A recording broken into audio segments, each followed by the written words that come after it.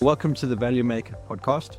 My name is Purvis. I'm your host, supported by Heather Bicknell, as we meet with the people that make the digital workspace work. It's about the technology, it's about improving people's work experience and finding the return on value. Thanks for joining us on the show. Please like and subscribe and share with your colleagues. It helps us grow the podcast, and we appreciate any help you can give us. Welcome, Daniel, to the Valuu Makers Podcast. Do you want to introduce yourself, please? Thanks, Brian. Thanks very much for having me. Yeah, sure. So Daniel Sawko, I'm the CEO and co-founder of ShipShape.vc. So it's a free-to-use investment search engine. My background, post-university, I didn't know what I wanted to do. I went into management consulting, which is, I think, like what most people go and do when they don't know what they want to do. Worked in financial services, implementing tech in big banks, realized that the big banks didn't move very fast and it was kind of boring. So ended up joining one of the tech companies that we were working with and came across the problem of actually trying to find investors who are aligned with the technology that you're building being a really difficult task. And that's sort of what led to wanting to do ShipShape.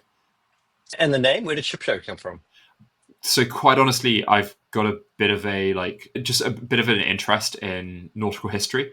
Okay. And people might have come across things like Master and Commander or like Hornblower with growing up, absolutely devoured those. And I think just pursued an interest in sort of naval history and also strategy, and think that there are some really big lessons that we can learn in terms of the way that we run companies today and from essentially that practice and tradition.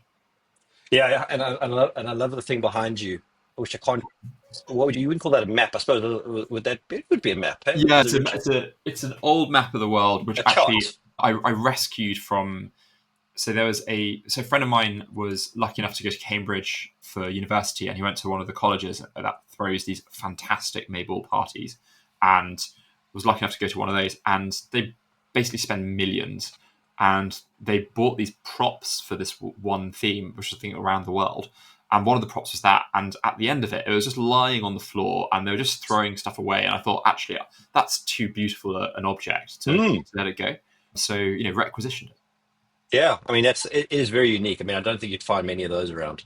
Yeah, great. So let's talk about what you do. So for ages, I've wanted to chat to you about this because having been in multiple startups now and having to raise money, and doing it through your friends and family, you can only do so many times before they tell you to, basically fuck off. Yeah. Then, you can do the LinkedIn thing where you can go search for someone that has angel or investor in their title. And then you can do the funds thing where you can go, for, and usually there's a word of mouth thing to this as well, like who you guys raising from, et cetera, et cetera. So maybe explain where you came into doing this and then what you've done to make ShipShape what it is. Yes. So basically was asked to go find which investors we should be speaking with previous tech company. And we were building in sort of regulatory technology software for big financial institutions, and essentially found the resources that were out there just completely inadequate and or beyond financial reach. So you've got all these investor lists that people are sort of distributing online, but your ability to sift through those in a meaningful manner and quickly identify your relevant long list, short list of those investors is really limited. So you could be building in cancer detection technology, for example. You don't want to go and speak with just about any medtech, health tech, biotech. So you want to speak with those specifically interested in that. Mm-hmm. Mm-hmm. And so that's kind of where the genesis of this came from. Was there are all these legacy solutions out there that generally are either inadequate or actually built for funds who are trying to find companies. So things like PitchBook, Crunchbase, etc. I would say are really helpful if you're a fund and you want to identify companies that you might want to keep track of. That's great. And they do a very good job of that. But where I think they fall down is your ability to either to access it financially. So if you're a company that's raising and you've got a capital requirement of several million, you're likely not to have 25 grand to go and splash out on a PitchBook license that you'll only, in theory, need the once, or once a year, whatever it is. And so that's sort of where part of the idea came from. What really crystallized it for me, though, was during lockdown, I was in South Wales at my now in-laws, and there are loads of tech-driven responses to all the disruption that COVID caused. So everything from pharmacy deliveries direct to the doorstep of people who are vulnerable, all the way through to sort of farm or indeed fishing to fork, where they were going to be direct consumer plays from those who are producing food that we need to eat. And supermarkets were quite disrupted logistically in that time frame. But one of the things that was really obvious after a few months was that these businesses, whilst they're great ideas, ultimately lacked access to capital. So they were started by very bright people. Human capital in the UK is very evenly distributed. It's not completely evenly distributed, but it's relatively evenly distributed. But access to financial capital is actually quite dislocated. And the market is missing out on some brilliant companies just because they're from South Wales and not in the heart of things in London, with access to networks and being geographically far closer. Yeah. And that's kind of where we started. So we basically collated thousands of articles that investors had written. I whacked them all into an Excel spreadsheet and basically built a glorified Control F plus scoring function, our first search algorithm, so to speak, to basically identify, which investors were talking about which technologies, and being far more specific than fintech or health tech. You could actually search for key phrases to identify which investors you might want to go and have a chat with. But this was an internal tool at this point. I mean, this was for what you were doing for the business you were with. This wasn't what it is now in the sense of service to others. I actually had sort of left the business by that point. So I actually started lockdown, sort of left the business, and actually was wondering what to do with myself. This is when it came to me. And we built that. We sold our first sort of few searches just with this Excel spreadsheet. So people would pay us to run some searches for them in terms of which investors they should go and start a conversation and relationship with. That's awesome. I mean, in just the simplicity of it, because, and I mentioned sort of the journey I've been through, but that you actually had people paying for the searches to begin with off an Excel spreadsheet. From an Excel spreadsheet. Because I kind of remember coming across yourself, or at least Shipshape VC, as a Notion book, I think, or a Notion page, which was probably 2 or 3 years ago, I think. Yes, we definitely have featured in a few Notion page resources, and that's obviously evolved. So we've gone on our own sort of development journey, and myself and my co-founder, when we started it, neither of us can code. Although my co-founder now can. I keep on promising myself that I'll start, and then the business functions start overtaking me in terms of what time I've got to give to it. But we've built a team. We've got some great data scientists, and we've built essentially a search engine that goes around the web and reads through tens of thousands of press releases about who's actively funding businesses. And then from that, we're able to identify which funds are actively deploying and whose websites, therefore, we want to go and visit. So, and that then means that we can start incorporating all the portfolio companies that a fund is investing into. So if you want to find out who's funding vaccines for fish, for fish farms and aquaculture, you can do that because we're searching through, who are the funds, who's got an active interest in a niche. And you can then quickly say, well, actually, I need to go build a relationship with them. So, it's a free tool. So how do you guys commercialize this? So businesses that use have got a capital requirement. They're looking to grow their business. And so we enable both public and private sector organizations who want to potentially offer services and products that help grow those businesses, but actually at the moment are stuck with, again, legacy marketing functions. So things like LinkedIn is just nowhere near specific enough. So if you're, let's say, Sam Simpson at Founder Catalyst or Anthony Rose at Seed Legals, or you're Carter, and you've got an advanced assurance product that helps companies, let's say in the UK, make sure that they get SEIS or EIS, those companies can use our data to better target companies that actually need the service that they can provide. And so that's the way that we basically pay for the search engine being free, invest in its improvements, but also ultimately help companies that might not know where to go. We also work with councils as well. So we work with the Greater London Authority, who've got a fundraising readiness program run by Mountside Ventures. And so we provide data on companies that are based in London that might benefit from that support program, given that we know that they're going through a fundraise. they might benefit from people who are really expert in that space. So you're you're a middle company between various parties, almost like a marketplace in some respects. Yes, but not the way that most people think. Most people think Yes. that we're trying to connect founders and investors. We're just doing the discovery bit there. But based Yeah. upon the data that companies give us when they sign up, we're then able to basically say, actually, you're on a growth path, but here are some organizations that might be able to help you with achieving that faster. And I mean, are you able then to track sort of a deal throughput, be able to see how much investment's happening per quarter, for example, in a specific area? I mean, is that something that you do as well? So we've got the raw data, and we've got a Yeah. lot of data that has been tagged correctly. We're a team of 7. So quite honestly, at this point in time, I haven't done that exercise. So in terms of actual deployment of capital into certain regions, not yet. But we have got really interesting data on a locational basis in terms of like demand for capital.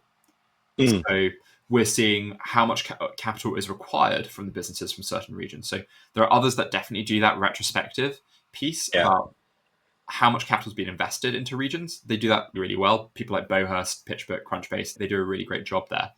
We're much more interested in the prospective view. Where are businesses, like which businesses are planning to raise? How much are they planning to raise? And then where are they located? And I mean, this is UK specific to some extent. This is Or is this, global. It's global. So yeah. we're 4,600 plus companies that have used this globally. Probably about just under 40% of the user base is UK, but really significant user bases in both Europe and the United States, and a growing user base in Asia, particularly India and Southeast Asia. Yeah, I mean, the reason why I thought it was maybe UK specific is because of the SEIS and EIS programs, benefits. But what I was trying to figure out in my head while you're talking is if you're building a business and you're trying to figure out where to go look, you use you guys. I mean, in that sense, I suppose globally would make sense. Although, I mean, I'm wondering about maybe there. I mean, you are still connecting people together in some respects because if I'm building a business in India, which I'm thinking about one in my mind at the moment, and they need to get investment, if they can get investment out of a UK investor in pounds and they're paying in rupees, there's benefit of that. But now that UK investor is probably going, but you're not SEIS or EIS applicable, which probably doesn't fit. For an angel investor, may not fit their model, but maybe for a seed venture fund might. I don't know. Yeah, I think you're tapping into something that I think is really important there, which is that there is an arbitrage opportunity here, both for Mm. founders and also for investors, in terms of where do they go and obtain the capital, and then where do they allocate it in terms of their spending pattern and spending distribution. Mm. So a UK fund that focuses on, let's say, space satellite technology Yeah, yeah, is likely to be interested in technologies that are being developed elsewhere, yeah, even if the company isn't necessarily based in the UK. There are ways around that in terms of establishing a UK entity, potentially making that be the top co. And yeah, likewise, vice versa, in terms of you might be a US fund, you might need to deploy your capital into US companies only, but you found a great opportunity elsewhere. It's really increasingly common now for companies that are based elsewhere to find an investor that's a potential fit overseas, but really aligned from a sector basis, and then pivot the business around ultimately, what does the investor need from a top co perspective. But you can still play that arbitrage opportunity of, you might have your majority of your tech team in India building that product, but actually your capital's coming from the US. That can go much yeah, further. yeah, yeah. And I'm just wondering, so someone goes to your website as looking for angels, for example. Do you have a sort of segmentation, or how many people are looking for angel? How many are looking for pre-seed? How many are looking for seed funds? I mean, do you have that sort of feel for it? Yeah, so I'd say probably about 80% of our user base are looking for investment at the 5 million and below mark. And a Okay, yeah, significant portion of that are looking at below the million mark. So I'd say probably about, I don't know, like 30 plus percent are probably looking at angel type checks or SEIS, EIS funds of the early sort of pre-seed or very early seed levels. yeah, And so Yeah, you can find angels in the search engine, though the algorithm does tend to benefit those with websites more. So if you're an angel with a great website explaining the portfolio companies that you've got, you'll do very well in the search engine. But funds generally tend to have better websites because their entire reason for existence is to deploy capital, whereas angels might have a full-time job and might only be doing angel investing as a hobby, and so therefore aren't putting the same emphasis in terms of marketing their capital. And we think that there's a really interesting space there for sort of SEO, but for capital rather than SEO for commerce. Yeah, I can see that. And I mean, this is obviously a live database, which you're scrolling, which you're crawling all the time for. How are you validating that it's accurate? That's a good question. So we do rely to a certain extent on self-interest of the parties involved. So, but a lot of the funding rounds that are reported are coming, well, actually all of them are coming from news, so news websites. So there will be a journalist somewhere that has essentially validated the story, and that's where we do it. So we wanted to avoid the sort of Crunchbase type model where you can go and edit your own Wikipedia entry. But unlike Wikipedia, where you've got hundreds of potential other experts about a particular topic, on Crunchbase, if you're editing your profile, there aren't going to be many people who know anything different. So you can, in theory, create an entirely artificial persona and presence there without anyone validating it. So we tend to rely ultimately on what the press has distributed and put out there, and also what people are comfortable with putting on their own websites. So, and by synthesizing multiple different sources, you can come up with a picture that means that you either know whether to question whether an investor is real and what they're doing is real because you can't see any evidence of activity, or actually you can see plenty of evidence of activity and know that actually that investor is very likely to be legitimate because that by sheer weight of numbers, you can see that they participate in a fair number of funding rounds. Yeah. I'm just looking at your website now while we're talking, and I love that you've integrated with LinkedIn. I think that's very clever. I'm not going to fill in the form now and all the rest of it, but I'm just wondering, I mean, we have Twitter or X, we have LinkedIn, then we have a plethora of other social media platforms. Some people are very religious about X as their only place to go. Same about LinkedIn. And I'm just wondering, do you guys play the market like all of those places as well? Or do you find that X is better for something and LinkedIn's better? Or I don't know. I mean, yes, the reason why we've used LinkedIn SSO for logging in is because LinkedIn actually has some quite advanced verification processes. So in terms of X, you have lots of bots. I don't know about you, but anytime I post up on X, I get like 5 new followers and let's say 4 of them are fake or they're bot accounts. So the verification processes on X at the moment just aren't strong enough. But LinkedIn really does essentially like police that pretty well. It's in their business's best interest to do so. We're ultimately leveraging LinkedIn's best practice around, is this a real person? It's never going to be 100% accurate, but like they do a pretty good job. And what that means is we know that people who are signing up are real. And it also means that we basically don't expose the search engine to spamming by bots who might try to be obtaining the entirety of the data set. Good luck to them. It's pretty big, but with enough bots typing in enough searches, you in theory could do it. Yeah. I remember doing a passport verification with LinkedIn at some point. I don't know if everyone does that, but I did it. And I get told by a lot of people that X has got quite a lot of interesting stuff on it, but I just find, in comparison, as much as LinkedIn is noisy, I find X way more noisy, exponentially. So I think it's probably horses for courses and all that kind of stuff. So if I'm like, so I got Value, which is my startup. What's my journey if I wanted to come and raise? We're a digital transformation SaaS product. Are we coming into search? I mean, how would you bring somebody on to go through this process? Yeah, so to go through the onboarding form, we ask a few questions. One of the questions that we ask is around how much you're raising. And we actually use that plus how you've described your business to narrow down the search results that you get. Well, one question, so if you're going to raise money, I mean, in your experience now, because you've now probably been around a lot of people doing this, do you think there's a sweet spot to what a company should raise, what they should ask for?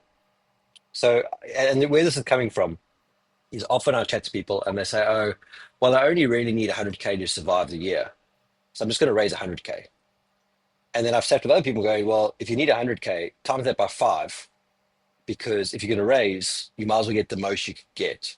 And, and don't be so conservative, be bold, because there's more chance of getting money if you're bolder. And it's anecdotal, but I think there are so many different ways of approaching this. And for ourselves, we've raised multiple rounds from angels, in part because we're still discovering what the size of the opportunity is. And could we have raised more? Definitely. Could we have, but we also could have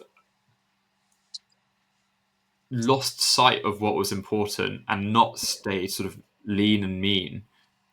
And I think that you should raise as much as you need and not a penny more, because it really does sharpen the mind. Like the focus of actually, like, you've really got to make every penny and pound count, I think really sharpens the mind. But I'm just speaking about the way that we've done things, and we found that has helped massively in terms of making sure that we really like optimize for what we're good at doing and delivering value there. Yeah. Some founders, some companies will just need like lots more runway to feel comfortable with delivering against the roadmap that they're doing. Like we definitely could have gone down a very different model and approach and sort of gone like gung-ho, go straight for like route one if we knew what it was. But actually, I think for a large part of our journey, we haven't known what that is. We've been sort of building something cool, but trying to find a place in the market because we've got an unusual business model, etc. We're not sure like how it fits in, but that's so I don't think that there is a right way to go about fundraising. You need to keep an eye on like the fuel tank and like, you're essentially like how much runway you got left, how much equity have you got left to sell, etc., etc. You need to keep an eye on these things. But actually, I think you can do this in multiple different ways, and I don't think that there's any like this is what success looks like. And if you look at some of the great companies that have come out in the last few years, many of them have had many years in the wilderness, not necessarily knowing what it is that they're doing, why they exist necessarily, but knowing that there's a purpose that they're ultimately they're out to fulfill. Even if it's just listening to plenty of prospective customers to decide on what to build next. The story about sort of Slack, etc., pivoting entirely on the business. So like, I don't think that there's a path or a route that we should be mandating as the one to follow. Yeah. I was just curious if you had an opinion on it. I mean, I'm reading a book now called Super Founders, and it's a guy who analyzed all the billion-dollar valued companies, all unicorns. And so far, I'm about a third of the way through the book. And so far, it seems to be pretty much a 50-50 on everything. Do you have to have experience in the sector or don't you? 50-50. Do you need to raise a big number or a small number? 50-50. You could did you have to go to this university or another university? Again, 50-50. Do you have to be in Silicon Valley or outside Silicon Valley? Again, 50-50. And whilst there might be benefits at certain stages of the game, where being, like we say, being in London, there might be benefits for a period of time. There's sometimes benefits to not being in London, cost of resources, for example. But if you want to go and meet 10 angels for coffee who all happen to be in London, it makes sense. Anyway, so we go through the process. So let's say we want to raise X amount as from angels. You look at what the business does and the amount, and then you sort of guide them down a path. And then is that where you guys stop? Yeah, so essentially we take those two variables and that's part of the search algorithm. So we look at, let's say you're doing something in digital transformation and it's a SaaS product. Whatever your description is of the business, we'll look through something like 24,500 funds around the world now and 144,000 portfolio companies that they've invested into. We'll essentially look through, it's a semantic search. Yeah. And we'll also isolate the funds that we know are investing in funding rounds of the same size that you're looking for. And that really helps to sort of narrow down, okay, who's in the field of play here that we should be building relationships with regards to them potentially purchasing equity from us. Because if you're a founder, ultimately the purpose of doing this and doing this well is to maximize the number of interested buyers in your equity, because that's ultimately what drives the best price for your business. But in terms of, we don't do matchmaking between the two. We're just the discovery platform. So in the same way that you go to Google to, I don't know, like research the best hiking boots for Yellowstone National Park, Yeah. Google might give you an answer to that.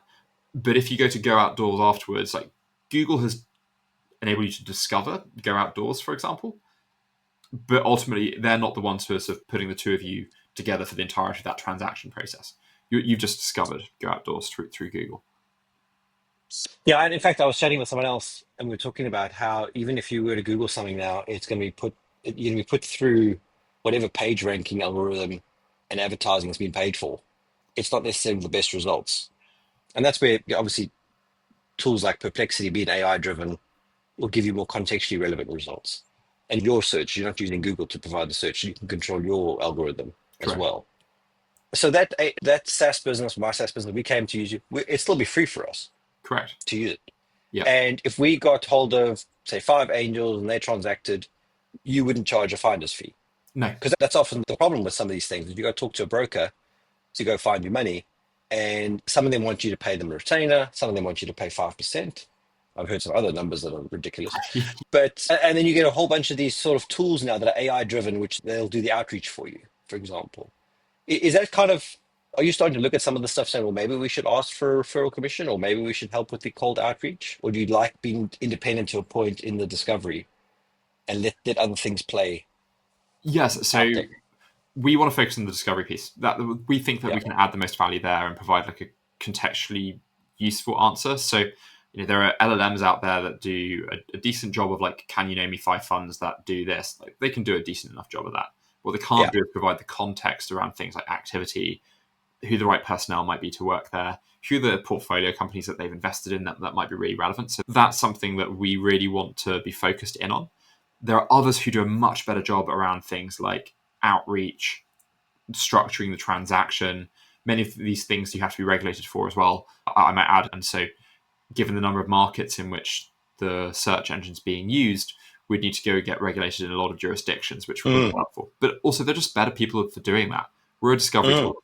And so we've got a partnership with HubSpot for startups. So companies can come onto the search engine, they can find the investors that they want to reach out to. They can save them to a shortlist. They can export that in a sort of HubSpot-friendly CSV format. Again, no charge. But we see our role as basically, we don't want to tax any transaction that happens through us. Like, these are businesses that need capital to grow. We don't think that we should charge for access to like the mission critical data if we want to basically make a better future happen faster, which is ultimately what we want to do.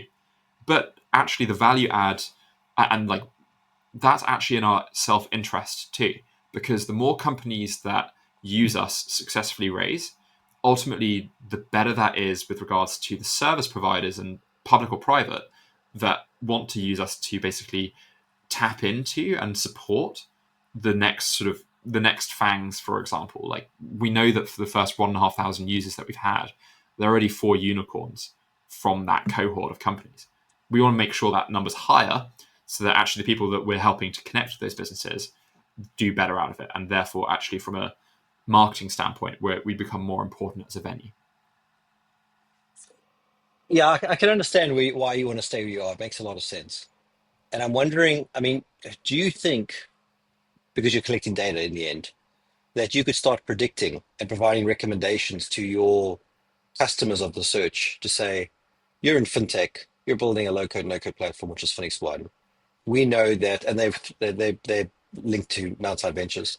We know that this fund and this fund and this fund are looking for, they've asked us about you, so can we connect you? We recommend that you speak to them, that kind of thing. You don't guarantee anything, but you're joining the dots. Yeah, I think that's an interesting potential future where we've got funds who are telling us what type of deal flow they're looking for. And yes, I think in limited instances, we might be able to do that. But I think, again, we'd have to get regulated in a certain number of jurisdictions just to make sure that type of play can happen, if that makes sense. So yes, but it may not be by directly connecting the two in terms of mutual introduction. It might just be actually a fund buys information about their deal flow that they're interested in from us. That might be a more likely way that happens. Yeah, and not that I'm trying to build your product for you, But Yeah. but in the same Right. token, I'm thinking, I've got a fund, I've got X amount that I need to offload, or not offload, but I need to go and find X number of deals to get my return. Could I use your data to flag a few businesses that are on there and say, I'd like them to know that I'm looking at them, much like LinkedIn would show you that who's looking at your profile. It could be that kind of thing where, oh, here's XYZ fund, they're looking at us, let us reach out to them, something like that. Yeah, so I think there's definitely a future path that includes that Mm. for us, and I could definitely see why that would be really valuable for both parties, because ultimately, yeah, helping to join the dots faster, and yeah, funds have deal flow, and they're increasingly moving away from just human-based connections and network for obtaining that deal flow. Lots of them are wanting to become more data-driven. Like there are some really good products out there that spot signals on things like LinkedIn to try and enable funds to reach out to, like, oh, XYZ has a PhD from Cambridge and they've just dropped out to start, or they've dropped out of their like professor job to start a company that's in stealth. Like there are providers out there that try and provide that type of deal flow. I can definitely see if you're thinking about this in the context of other markets, we're picking up when people want to buy a house, and funds are there with potentially mortgages for those people who want to buy a house. So Yeah. that I could definitely see a future that leverages that type of signal and insight. Yeah, very cool. I like it. Really like it. So what's next for you guys? I mean, what is the plan for this year, 2025? Anything So big coming? yeah, we've got a really big sort of new product plan. So we're planning to build an LP search engine. We've already got like a very MVP, but an LP search engine so that emerging managers and funds can identify which LPs are out there that have funded other funds that might fit within Sorry. the thesis of that new fund. So what's an LP? So limited partners. So yeah, okay. Yeah, emerging managers. So you got these VC funds. They might be raising their third fund, second fund, or their first fund. But they don't always, like, most of the time, it's not just their own cash going into that. They need capital from other sources. So you might be a clean tech focused fund, and you might be going out raising, and you might know that you need to go reach out to, I don't know, like Siemens or BP, who potentially have funds allocated to look out for new clean technologies, but ultimately they know that they can't do that all in house. And actually, Yep. they will seed your fund to go and scout for great deals. And you ultimately, hopefully, can make a great return from that. But if you're a fund and you're raising first fund, second fund, third fund, you need to know who you need to go have those conversations with. And again, that's a very time consuming task that we think that we can help make much, much shorter. Mm. Yeah, I can imagine that. Are you measuring the return on value that you guys are doing? I mean, are you able to see, like per transaction, what your returns are, or I guess, per search? So we haven't gone down to that level of granularity yet, but we did do a really interesting study with, there's a quantitative data and qualitative data driven fund called Cobol, and they just look at really huge data sets, and they basically looked at the first 1,500 companies that used us, and basically just want to say, well, what's the value of that cohort? Like, when did you find out about these companies raising versus others? And so in the vast majority of instances, we're the first to discover that a company raised, and also we're able to track through that cohort raised over £1 billion for their companies. Cannot prove causation, but nevertheless, like, there are a number of unicorns from that initial cohort created by the fact that that have been created since they use the search engine. That's pretty cool. That's awesome. So, I mean, it feels like to me you're never going to be finished. I think there's so much you could be doing with this. I mean, There are so many areas in which we know that we can invest capital and create fantastic product that ultimately is going to make. This is the financial market that builds the future. mm, We think there's so much more to do, and we can definitely see a big role for us in enabling that to happen. awesome. Awesome.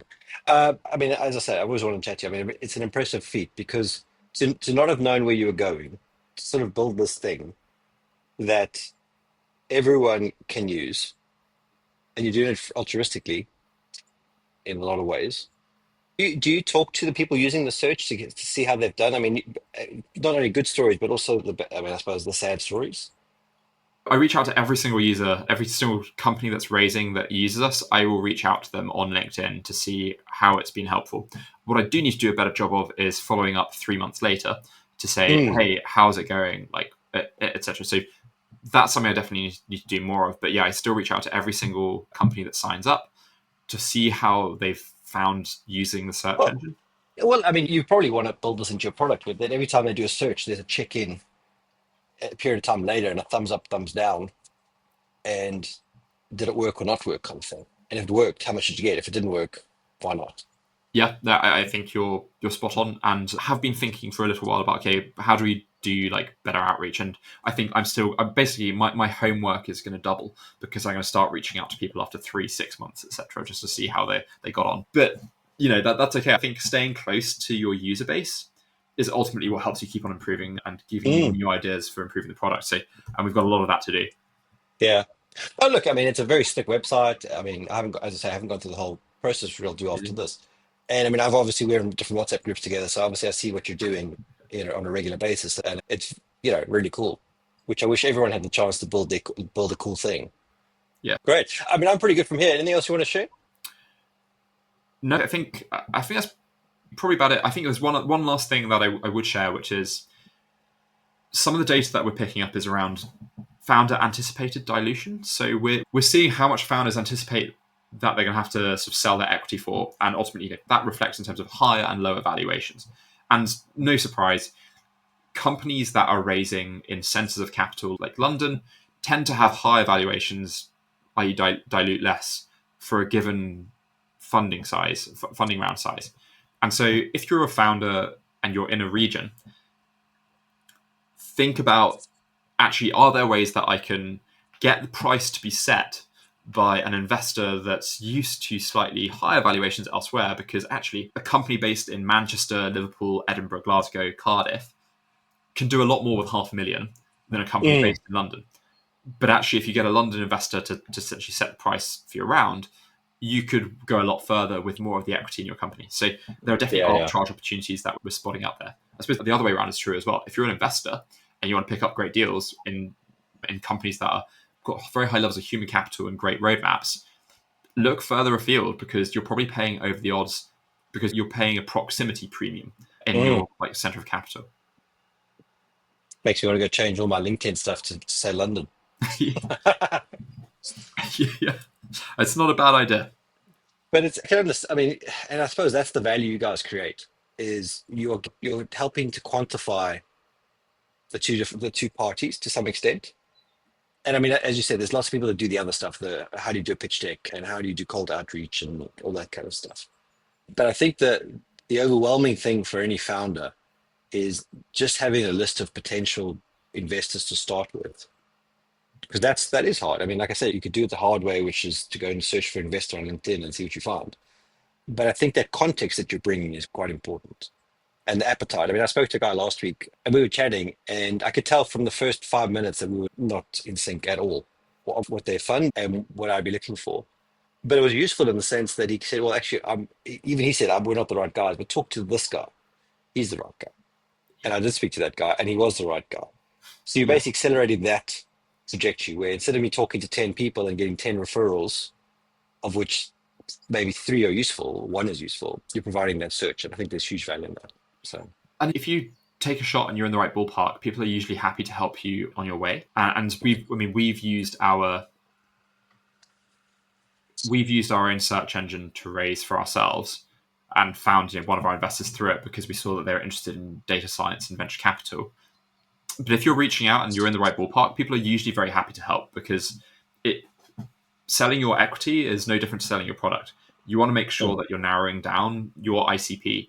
From that, you can make great things happen. But if you're trying to sell snow to the Eskimos, you're not likely to get a great response. Yeah. You want to be putting that product into the right part of the market, and when you do, good things happen. Yeah, cool, man. Well, it's been great chatting with you. Best place, I guess, is to go to the website. Yes, shipshape.vc. Yeah, there we go. Yeah, so That's shipshape.vc. So free to use. Founders can log in, sign up, run search for investors. Yeah, that's the best place to go. This has been great, Ryan. Thanks very much for having me on. No, absolute pleasure. Absolute pleasure. Thank you for listening to our episode. I hope you enjoyed it. Please share it with your friends and colleagues. Help us grow our network. Please also check out our website at www.valuu.work and our product that's on there. It's something we worked really hard on and we hope that it benefits you.